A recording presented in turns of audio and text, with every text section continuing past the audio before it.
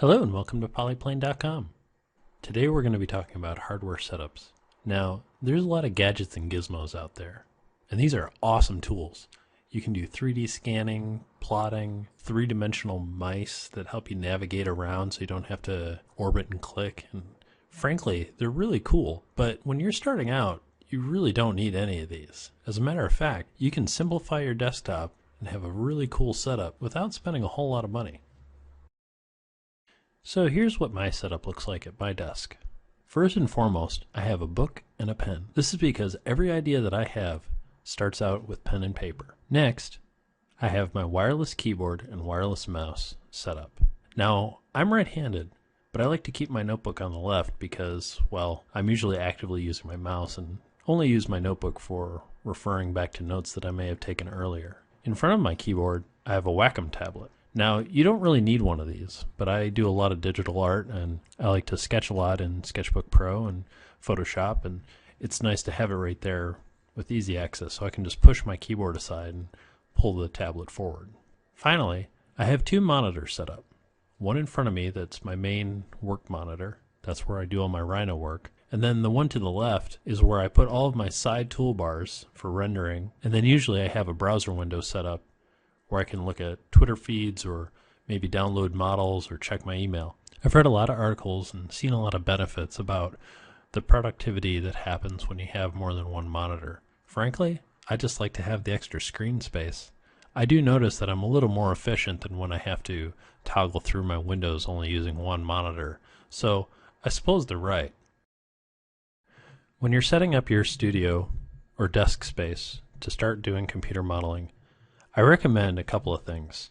One, definitely get a mouse and keyboard that's wireless. It just helps to be able to move things around and you don't have a bunch of wires that you're tripping over. Secondly, if you're going to spend any money on your actual hardware, do it on your RAM and your video card.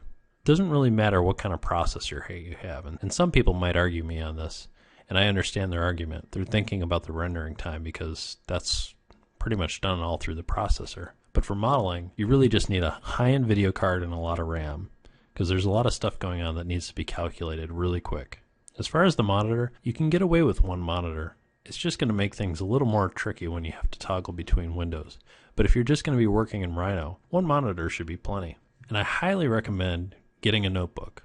I use a 6x9 Moleskine with a grid on the back so I can do quick drawings once I have little ideas that pop up now and then. I never leave home without a writing utensil or a notebook. Now, I'm a big fan of seeing how everybody has such creative options for how they set up their desk space. If you go on Flickr.com, you can search for Lifehacker Workspace Show and Tell. And these are great images of people's desks, and you might get some cool ideas for ways that you want to set up your space. People come up with all sorts of crazy options for like having 4 monitors and like maybe a iPad embedded in the desk, or maybe their tower is mounted upside down above their head for some strange reason. You can get a lot of cool ideas.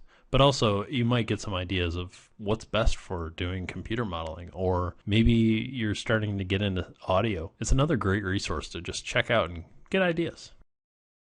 My computer's a little bit old, but when I was building it, I went to Newegg.com and went to computer hardware and just built out what I thought I might need.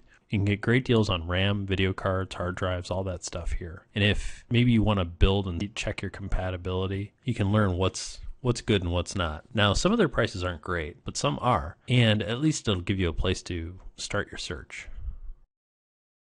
At the end of the day, I found through many attempts and many different desktop setups that simpler is always better. It lets you expand your brain and be able to focus on your work. If you have some cool ideas for desk setups, I'd love to hear about them in the comments. It'd be cool to see what people come up with and share some photos. Let's see what we got. Thanks for watching. Have a great day.